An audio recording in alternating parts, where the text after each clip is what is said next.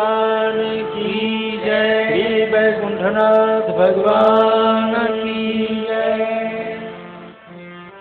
एक फूल से ही गजेंद्र ने भगवान को अपना बनाया। पूजा के पुष्प को खास करके अगर यदि भगवान के चरणों से प्राप्त हो जाए अथवा भगवान के गले से कोई हार मिल जाए तो इन फूलों के हारों पर विशेष ध्यान देने की आवश्यकता है।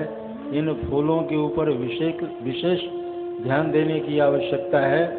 कभी कभी भागवत जी के ऊपर से ही किसी को फूल दे दिया जाता है, वो प्रसाद है और उस प्रसाद की कभी अवहेलना नहीं करनी चाहिए।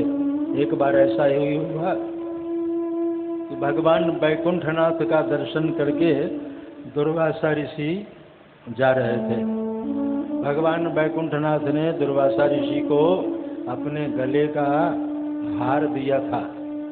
भाई बरभागी लोग होते हैं जिनको भगवान के गले का हार प्रसाद के रूप में प्राप्त हो जाए तो वो बरभागी लोग माने जाते हैं और साधक लोग माने जाते हैं। भगवान की अतिशय कृपा उनके ऊपर हुई।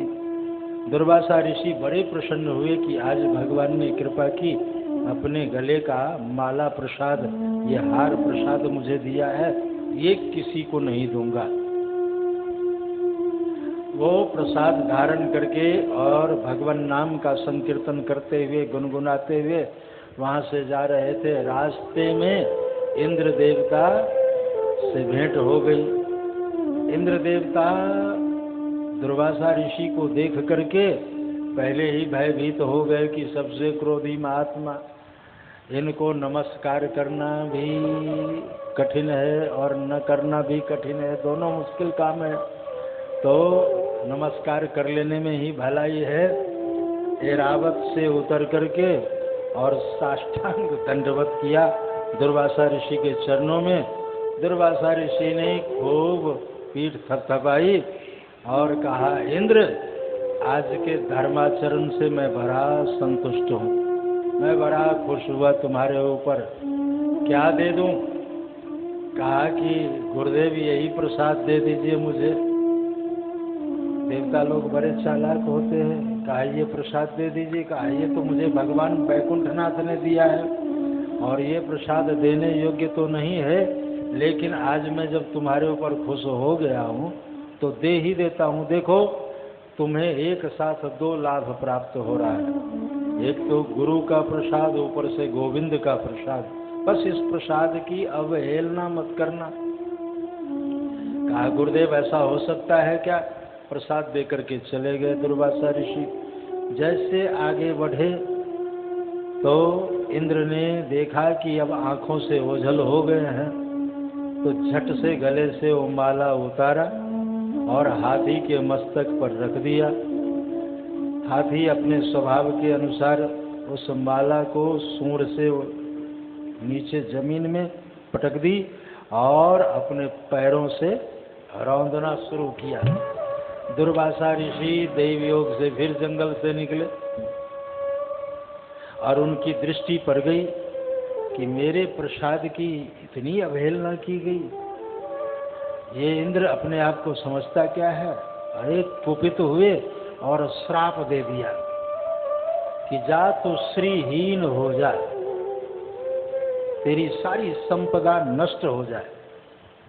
अब शरीर की कांति बिल्कुल क्षीण हो गई। इंद्र देवता गिड़गिड़ाने लगा, महाराज कृपा करो, संत बड़े दयालु भी होते, दोनों बात है। कुपित हो जाते हैं तो दंड दे देते हैं और अगले ही पल द्रवित हो जाते हैं तो फिर दया भी कर देते। ये दोनों विभाग। क्रोधोपि देवस्य बरेन तुल्यम, निर्वाण जाकर क्रोध, जिनका कोप भी सुखदायी है, दुखदायी नहीं, निर्वाण तक पहुंचा देता है। निर्वाण जाकर क्रोध, इसी को शास्त्रीय भाषा में कहा गया है कि क्रोधोपि देवस्य वरेन तुल्यम, वो भी वरदान के समान है। कहा ठीक है, भगवान के शरण में जाना, क्योंकि ये भगवान का प्रसाद था और तूने हमारा अपमान नहीं, अपितु भगवान का भी अपमान किया। इसलिए मैं तो क्षमा कर देता हूँ, लेकिन संपदा वगैरह प्राप्त करने के लिए ये जो साप हो गया है, इस साप से छुटकारा तो तुम्हें तभी मिले जब भगवान के पास जाओगे। उपाय बता करके चले गए। दैत्य लोग मौके की तलाश में थे। दैत्यों का राजा बलि, उसे पता चला कि दुर्वासा ऋषि ने श्राप दे दिया है। मौके की तलाश में थे ही स्वर्ग के ऊपर आक्रमण कर दिया, देवताओं को घर से बेघर कर दिया। अब सभी देवता लोग इधर उधर मारे मारे फिर रहे हैं, कहाँ जाएं क्या करें। तो भगवान के शरण में गए। भगवान के शरण में जाने के बाद देवराज इंद्र ने भगवान से प्रार्थना की, महाराज हमारा स्वर्ग हमें फिर से मिल जाए, ऐसी कृपा करो। मेरी संपदा फिर से मुझे प्राप्त हो जाए, ऐसी कृपा करो। भगवान ने कहा कि इसके लिए तो सत्कर्म करना होगा। भाई सत्कर्म के माध्यम से ही तुमको सफलता मिलेगी, शक्ति भी मिलेगी और सामर्थ्य भी मिलेगा। दोनों, सामर्थ्य भी चाहिए, शक्ति भी चाहिए। तो अनुष्ठान करो। कौन सा अनुष्ठान? कहा समुद्र मंथन करो। कहा महाराज इतना विशाल समुद्र तो कैसे मंथन करेंगे? कहा दैत्यों से संधि कर लो। कहा वो तो हमारे शत्रु हैं। कहा आर्योपी ही संधेया सति कार्यार्थ गौरवे। कहा सत्कर्म में कभी भी शत्रु भाव नहीं रखना चाहिए, बल्कि शत्रु को भी मित्र बना लेने की आवश्यकता है। बलि के सामने प्रस्ताव रखा है। बलि ने कहा कि जो कुछ निकलेगा आधा बांट लूँगा, आधा ले लूँगा, उसके बाद जो है तुम्हारा साथ दूँ। कहा अरे भले आदमियों, पहले कार्य करोगे तब तो, पहले यज्ञ तो करो और इसमें सफलता मिलेगी तो जो कुछ मिलेगा उसमें आधा आधी कर लेंगे। अब महाराज विचार हुआ कि मथानी तो मंथानम मंद्रम कृत्वा, मंद्राचल पर्वत की मथानी बना ली और बासुकी नाग की डोरी बनाई। देवता लोग मुख के तरफ और दैत्य लोग पूंछ के तरफ थे। इतने में नारद जी आए हैं। नारद जी से कोई बात हुई, हाँ, और नारद जी से पूछा दैत्यों ने कि कोई व्यवस्था में बदलाव लाना है। नारद जी नारायण नारायण करते हुए निकल गए। श्रीमन नारायण नारायण नारायण, श्रीमन नारायण नारायण नारायण, श्रीमन नारायण नारायण नारायण, श्रीमन नारायण नारायण नारायण, गत्री नारायण नारायण नारायण, गत्री नारायण नारायण नारायण,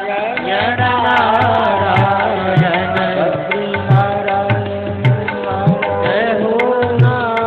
नारायण,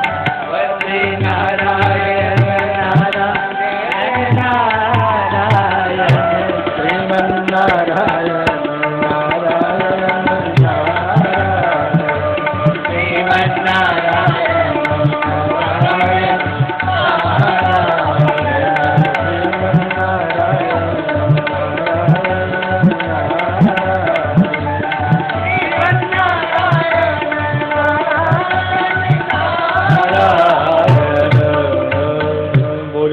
नारायण भगवान की जय। निवेदन कर रहा था कि नारद जी के जाते ही दैत्यों का मन पहले से ही मलिन था और मलिन मन वाला जो है महाराज हमेशा सशंकित रहता है। जिसके मन में मलिनता होगी ना वो हमेशा अशांत रहेगा जीव। ये पहचान है। निर्मल मन वाला होगा वो हमेशा मस्त रहेगा, हमेशा प्रसन्न रहेगा। तो मन की मलिनता ही अवगुण है और मन की निर्मलता ही गुण है। महाराज, अब ये दैत्यों का मन हमेशा मलिन रहने वाला। दैत्यों ने कहा, देवताओं अब तुम्हारा साथ मैं तब दूंगा जब व्यवस्था में थोड़ा परिवर्तन लाओ। कैसा परिवर्तन? कहा, ये बाबा जी आए हैं, तुम्हारे कान में कुछ न कुछ कह गए हैं, मुझे संदेह है कि जरूर कोई न कोई ये हमारे खिलाफ बोले होंगे, इसलिए हम व्यवस्था में बदलाव चाहते हैं। कैसा बदलाव? कहा, तुम लोग पूंछ की तरफ आओ, हम लोग मुख की तरफ, क्योंकि पहले निकलेगा तो मुख से। देवताओं ने कहा कि काम तो चलाना है, काम तो इसी से लेना है, तो अब कहाँ ढूंढे? तो जब काम इसी से लेना ही है, दुष्ट तो है ही, लेकिन फिर भी जो है काम चलाना है। कहा, ठीक है भैया, तुम मुख के तरफ आ जाओ, कोई बात नहीं। अब दैत्य लोग मुख के तरफ आ गए। मंथन की प्रक्रिया प्रारंभ हुई तो सबसे पहले जहर निकला। ये जो समुद्र मंथन है, आध्यात्मिक दृष्टिकोण से ये सत्कर्म जो है ना, सत्कर्म, यही समुद्र मंथन है। और सत्कर्म करने के लिए आप चलो तो सबसे पहले क्या निकलेगा? जहर। आप भागवत की ही कथा कराने का संकल्प करो, राम कथा कराने का संकल्प करो, यज्ञ यागादि कराने का संकल्प करो, और चंदा वगैरह लेने के लिए जाओ तो पहले जहर ही तो निकलता है। जहाँ जाओ वहीं दो चार सुनने को मिलेगा, चंदा, अरे हो गया इनका धंधा, बोल सियावर रामचंद्र की। तो कहीं न कहीं कुछ न कुछ सुनने को मिलेगा। एक अपमान, ये क्या है? जहर। और सम्मान, ये क्या है? अमृत। तो सम्मान सबको चाहिए। अमृत पीने के लिए हर कोई तैयार है, लेकिन अपमान रूपी जहर पीने के लिए कोई तैयार नहीं। और सबसे पहले मिलता है अपमान, जहर। जहर की ज्वाला से सब जलने लगे। कहा, पहले जहर बांटो। कहा, जहर कौन पिए? देवताओं ने भगवान से पूछा। भगवान ने एक उपाय बता दी कि ये जो शिव जी महाराज बैठे हैं, ये किसी कार्य में तुम्हारा हाथ नहीं बटाएंगे, क्योंकि इनकी मस्ती अपनी अलग है, सबसे अलग। तो ये तो तुम्हारा साथ देंगे नहीं। तो जाओ और ये जहर जो है, कहना कि भगवान ने प्रसाद भेजा। प्रसाद जरूर बोलना। तो भगवान ने प्रसाद भेजा है, वो पी जाएंगे। शिव जी के पास देवता दैत्य दोनों गए। महाराज, प्रसाद आपके लिए भगवान ने। भगवान शिव ने 3 मंत्र जपा है, आप भी बोले, बहुत प्रभावशाली मंत्र है। ओम अच्युताय नमः, ओम अच्युताय नमः, ओम अनंताय नमः, ओम अनंताय नमः, ओम गोविंदाय नमः, ओम गोविंदाय नमः। भगवान धन्वंतरी ने अपने चरक संहिता में लिखा है कि अच्युत अनंत गोविंदम नामोच्चारण भेषजात नश्यन्ति सकला रोगा सत्यम सत्यम वदाम्यहम्। भयंकर से भयंकर रोगी हो, उस रोगी के सामने मोटे अक्षरों में ये तीनों मंत्र लिख करके लगाए और उससे कहे उच्चारण करने के लिए, तो रोगों से छुटकारा मिल जाता है महाराज, निरोग हो जाते हैं। कई जगह ऐसा परीक्षण किया गया।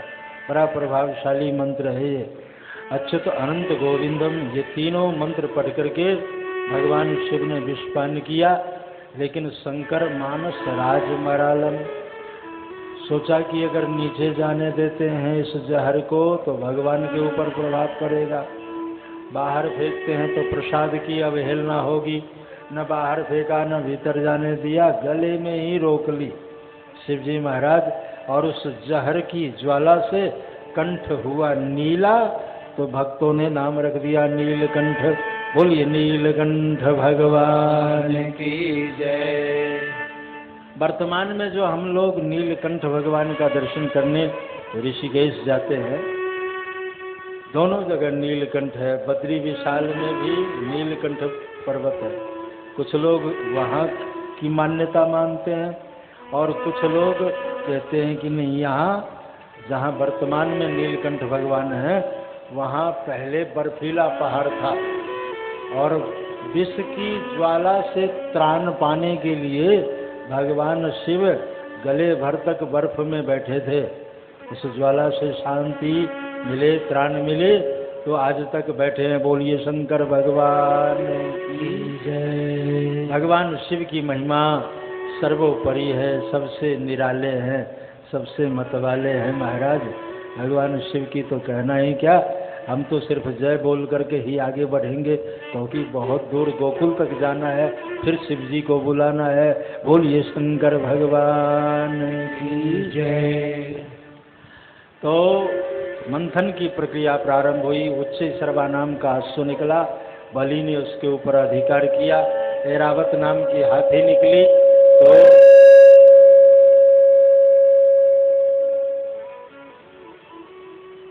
देवराज इंद्र, ऐरावत नाम की हाथी निकली तो देवराज इंद्र जो है उसके ऊपर हावी हुआ। कल्प वृक्ष निकला, देवताओं ने कहा कि ये स्वर्ग की शोभा है। अपनी अपनी पसंद की हर वस्तु देवता और दैत्य चयन कर रहे थे। भगवान ने देखा दोनों को, होड़ सी लगी हुई है, ये मेरा है, ये मेरा है, ये मेरा है, ये मेरा है। भगवान ने कहा भले आदमियों, मैं तुम्हारा साथ दे रहा हूँ। मेरे पीठ के ऊपर भार है। कुर्मा अवतार लेकर के भगवान ने जो है ये सत्कर्म कराया है। कहा मेरे पीठ में जो है बार बार के घर्षण से कुछ पीठ भी छिल गया है। मैं इतना मेहनत करता हूँ और अपनी अपनी पसंद की चीज़ ले रहे हो, कुछ हमें भी तो दे दो। तब तक निकल गया शंख। बोलिए वृंदावन बिहारी लाल की जय। देवता और दैत्यों ने कहा कि न ये मेरे काम की है न तेरे काम की है, जो अपने काम की ना हो चलो भगवान को चढ़ा दो। और ये आज तक इस परंपरा का निर्वाह हो रहा है। बढ़िया नोट हो तो जेब में, और टेप लगा हुआ हो तो चढ़ाना ही तो है। बढ़िया फल हो तो फ्रिज में, और सरा गला हो तो चढ़ाना तो है। अच्छी अच्छी चीज़ें अपने पास, और जो नष्ट होने वाली चीज़ें हैं वो उठा करके भगवान के चरणों तक पहुंचा देते हैं। अब जैसा चढ़ाओगे वैसे तो पाओगे। बीज के अनुरूप ही फसल होता है। जैसा बीज बोओगे फसल उसी के अनुरूप ही लगेगा। इसलिए भगवान को अच्छा देना चाहिए, भगवान के प्रति निष्ठावान होनी चाहिए। लेकिन ये दरबार ऐसा है कि यहाँ जो कहीं नहीं चलता ना, वो भी चल जाता है। एक खासियत, एक विशेषता बताता हूँ। जो नोट कहीं नहीं चलता यहाँ चल जाता है, जो सिक्का कहीं नहीं चलता यहाँ चल जाता है। इसका मतलब ये नहीं कि न चलने वाला ही यहाँ चढ़ाया जाए, ऐसा नहीं। भगवान को अच्छा देना चाहिए। तो मेरे कहने का तात्पर्य जो है, शंख भगवान को दे दिया और कौस्तुभ मणि निकली। तो देवताओं ने, दैत्यों ने कहा कि कहीं नाराज न हो जाए, इसलिए एक बढ़िया चीज़ भी कोई न कोई चढ़ा देनी चाहिए। बड़े चतुर लोग जो है, तो कौस्तुभ मणि जो है भगवान को पहना दिया। कहा महाराज सबसे महत्व की वस्तु आपको दे रहा हूँ। कहा धन्यवाद इस सम्मान के लिए। देवताओं दैत्यों आपने हमारा सम्मान किया। तो फिर मंथन की प्रक्रिया प्रारंभ हुई। 3 देवी निकली एक साथ, त्रिदेवी। लक्ष्मी जी, अप्सरा और वारुणी, ये तीनों बहन हैं। लक्ष्मी जी की बहन है अप्सरा, वारुणी। तो लक्ष्मी जी जैसे पहले आई, सब लोगों ने कहा देवी आपका स्वागत है, आपका स्वागत है, आपका स्वागत है। लक्ष्मी जी को जिसने बुलाया उसके यहाँ नहीं गई। ये लक्ष्मी जी की विशेषता है। लक्ष्मी के पीछे पड़ोगे तो भागेगी, भगाएगी, और लक्ष्मी जी से मुख मोड़ के रहोगे तो वरण कर लेगी। सभी लोगों ने बुलाया, किसी के यहाँ नहीं गए, और भगवान नारायण मुंह मोड़ के बैठे थे तो उनके गले में जयमाला पहना दी। लक्ष्मी नारायण भगवान की जय। भगवान की ही लक्ष्मी है, नारायण की पत्नी है। गरीब की पत्नी को भी कोई अपना नहीं कहता। रहीम खान खाना कहते हैं कि रहीमन नारी गरीब की अपनी कहे न कोई, हरि पत्नी अपनी कहे फिर क्यों न फजीयत हो। भाई भगवान की घरवाली को जब कोई अपना कहेगा तो उसकी फजीयत तो स्वाभाविक है। भगवान की है, भगवान तक पहुंचाओ। भगवान का वरण की लक्ष्मी जी। अप्सरा जो थी, देवताओं ने कहा चलो मेरे सभा में थोड़ा नृत्य गीत वगैरह का आनंद हो लिया जाएगा, वहाँ तुम नाचना। कहा ठीक है। स्वर्ग चली गई। बारूनी बची, बारूनी मतलब शराब। तो दैत्यों ने कहा देवी मेरे खानदान में आपका स्वागत है, ये तो बड़ा पवित्र नगर है, यहाँ बारूनी वाले लोग नहीं हैं। हमने ऐसा सुना है कि यहाँ बड़े ही सात्विक आहार करने वाले लोग हैं और ये जहर वगैरह नहीं पीते। बारूनी पीने से 4 नुकसान है, मदिरा पीने से 4 नुकसान है, आर्थिक, पारिवारिक, सामाजिक और शारीरिक। ये 4 नुकसान, आर्थिक नुकसान है, शारीरिक नुकसान है, पारिवारिक नुकसान है और सामाजिक नुकसान है बोतल पीने से। उसके इतने नुकसान, 4 नुकसान के बाद भी जो है लोग पीते हैं, पता नहीं क्यों। महाराज एक बार ऐसे ही जो है इस बारूनी की चर्चा होने लगी और कथा कह रहा था। अगले दिन जो है देखा पूरा पांडाल खाली। लोगों से पूछा कि आज श्रोता लोग क्यों नहीं आए?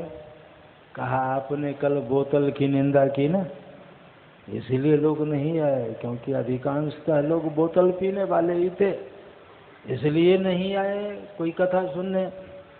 तो बाबा जी ने कहा भाई बोतल पीने से 4 लाभ है। अगले दिन इतनी भीड़ हुई, इतनी अपार भीड़ की पुलिस वालों की व्यवस्था करनी पड़ी। पुलिस है, महिला पुलिस अलग से और पुरुष के तरफ भी व्यवस्था करने के लिए पुलिस आ गई। लोगों ने कहा महाराज लाभ बताओ, बोतल पीने से क्या लाभ है? बाबा जी भी कम नहीं थे, कहा भाई बोतल पीने से 4 लाभ। बोतल पीने वालों के घर में चोरी नहीं होती, पहला लाभ। कहा अच्छा महाराज। दूसरा लाभ, कहा बोतल पीने वाले को कभी कुत्ते नहीं काटते। कहा अच्छा महाराज, ये दूसरा लाभ। और तीसरा लाभ, कहा बोतल पीने वाला कभी पानी में नहीं डूबता, ये तीसरा लाभ। कहा अच्छा महाराज। चौथा लाभ, कहा चौथा लाभ ये कि बोतल पीने वाला कभी बूढ़ा नहीं होता। लोगों ने कहा बात कुछ पहेली जैसी है महाराज, स्पष्ट करें। कहा देखो बोतल पीने के बाद फेफड़ा गल जाता है और अस्थमा की बीमारी हो जाती है, दिन रात खांसता रहता है और खांसते खांसते कमर टूट जाती है, लाठी लेकर के चलता है महाराज। कमर टूटने के बाद लाठी हाथ में, तो जिसके हाथ में लाठी हो, लाठी देख करके कुत्ते नहीं आते तो कुत्ते नहीं काटते, और खांसी रात भर खांसने के कारण चोर नहीं उसके घर में जाते, इसलिए चोरी नहीं होती। कहा आपने कहा कि बोतल पीने वाला पानी में नहीं डूबता, कहा नहाता नहीं तो डूबे कहाँ से? कहा आपने कहा बोतल पीने वाला कभी बूढ़ा नहीं होता। बाबा जी ने कहा जवानी में ही मर जाता है तो बूढ़ा कहाँ से हो? लोगों ने कहा कि महाराज अब कान पकड़ता हूँ, अब लो नसानी अब ना न सही हूँ, अब तक जो हुआ सो हुआ, अब नहीं कभी पीऊँगा। तो बारूनी दैत्यों के खानदान में गई। बलि जो था दैत्यों का राजा बलि, उसने स्वागत किया और अंत में धन्वंतरी भगवान अमृत का कलश लेकर के प्रकट हो रहे हैं। बोलिए धन्वंतरी भगवान की।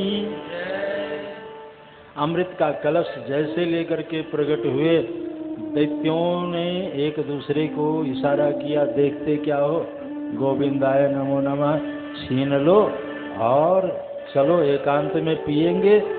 अब वही हुआ, अमृत का कलश लेकर के और भागे। देवताओं ने कहा भगवान से कि मेहनत तो हम लोगों ने की, लाभ उठा लेगा ये लोग। भगवान ने कहा क्यों घबराते हो, ये पिएंगे नहीं। कहा महाराज ले जा रहे हैं। कहा ले जा रहे हैं, ले जाने दो, पिएंगे कैसे नहीं। कहा इनमें एकता नहीं है, एकता नहीं है, इसी कारण से ये पी नहीं पाएंगे। वही हुआ, छीन झपट, पहले मैं पीऊंगा। कहा क्यों। कहा छीन के लाया हूँ। दूसरे ने कहा लेकिन तरीका तो मैं बताया हूँ छीनने का, इसलिए मेरा अधिकार, तू कैसे पी सकता है। और इतने में देवता पहुंच गए। छीन झपट में कुछ अमृत की बूंदें प्रवाहित हुई। तो आज भी 12 साल बाद महाकुंभ और अर्धकुंभ की व्यवस्था है। पहला पड़ाव डाला गोदावरी नदी के किनारे, नासिक में कुंभ और महाकुंभ की व्यवस्था होती है। दूसरा पड़ाव डाला क्षिप्रा नदी के किनारे, वहाँ भी अमृत का प्रवाह हुआ। वहाँ भी अभी कुछ दिन पूर्व आप सभी कुंभ स्नान किए होंगे। जो श्रद्धालु हैं वो तो करते हैं। एक देवी कल की परसों आई थी, मेरे से कहा कि उज्जैन कुंभ में आपको मिली थी, आप पहचानो। तो एक दिन आई और कथा में सितारा। तो यहाँ से भी बहुत लोग गए थे उज्जैन। उज्जैन की व्यवस्था बहुत सुंदर थी, वहाँ भी कुंभ महाकुंभ की व्यवस्था है। तीसरा पड़ाव डाला इलाहाबाद में त्रिवेणी के पावन तट पर, वहाँ भी फैसला नहीं हुआ।